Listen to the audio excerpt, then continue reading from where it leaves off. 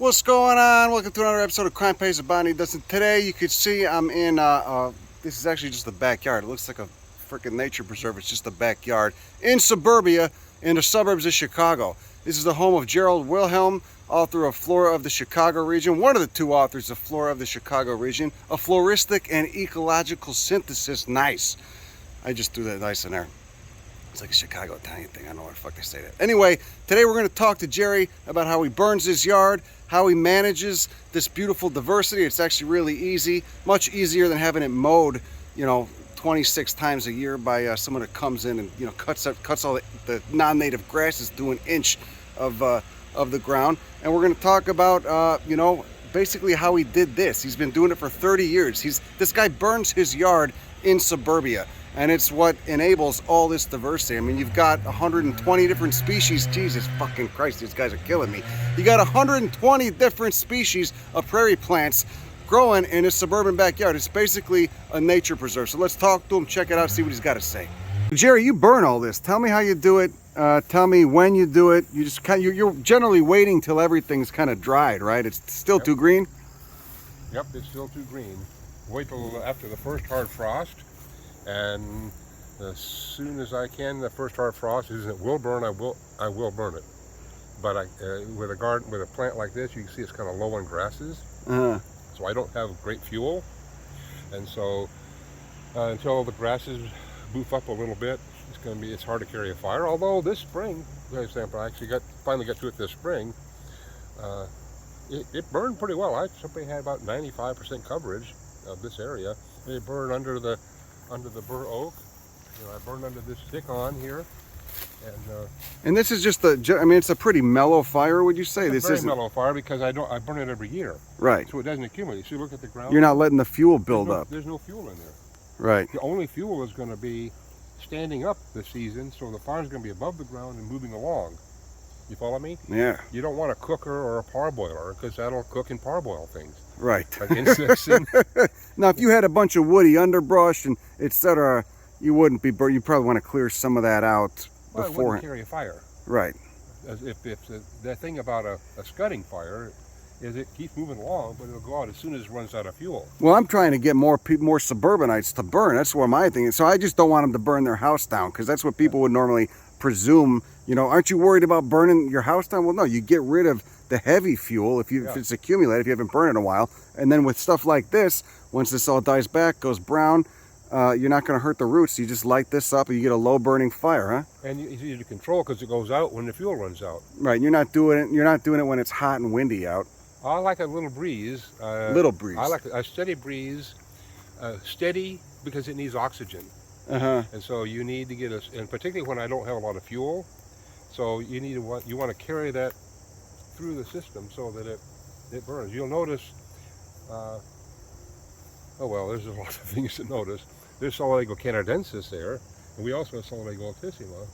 I think, most of this is canadensis. So we saw some altissima somewhere. We're back over here. How can you tell the difference between altissima and canadensis? Well, see, canadensis has. You see, here's canadensis. You see how the involucres here, they're less than 2.8 millimeters long, and this kind of graceful, they kind of bend over and are kind of graceful. Mm-hmm. See how much bigger they are, and they tend to be more sticking up straight. Mm-hmm. So there's a strong difference between the length of the filaries, or it's 2.8 at the most for canadensis, and usually 3.2 for altissima. So it blooms about 2 weeks earlier generally. Okay, so they got a different phenology, yeah. But burning's what enables all this diversity. I mean, you burn every year. Oh yeah. You couldn't do it. Here's just plain old Brummers-aster, you see, and this is actually Symphyotrichum lateriflorum.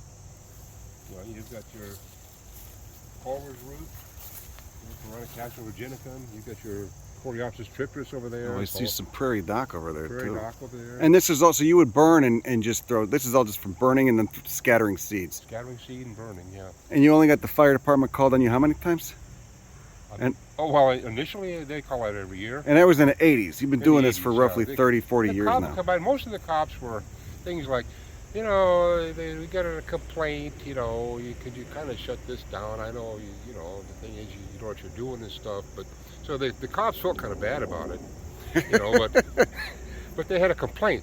Right. So I asked a cop one time, I said, well, you know, what if I had a complaint about the guy mowing his lawn? Would you come shut him down? Right. And he kind of, There you go. yeah, he didn't know what to say. Because it kind of, you know, some guy mowing his lawn, kind of, I'm maybe sitting out here trying to read a good book or something, and you got some guy out there with a blower. Case in point, listen to this shit, man. It's just fucking God. So what if I called and complained on him? What would you do? Well, you know how it is. Yeah. They do what they do. Right. But now, basically, I mean, you burn every year. You kind of never know whether it's going to be fall or spring, but generally fall. And you've just had, Yeah. I mean, you got like a nature preserve in your backyard. I mean, this is, and very few invasives, very few non-native weeds. Well, see, there's the Smilocynus stellata, you know, the fault Solomon, the starry fault Solomon seal. See how Canadensis looks?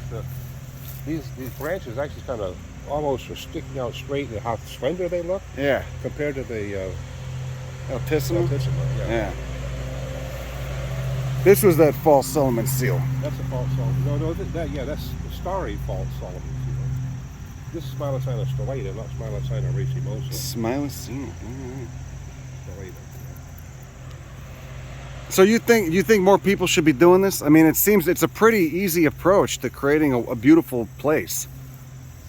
But well, I'm not going to tell people what they want to do, but you know, I like it.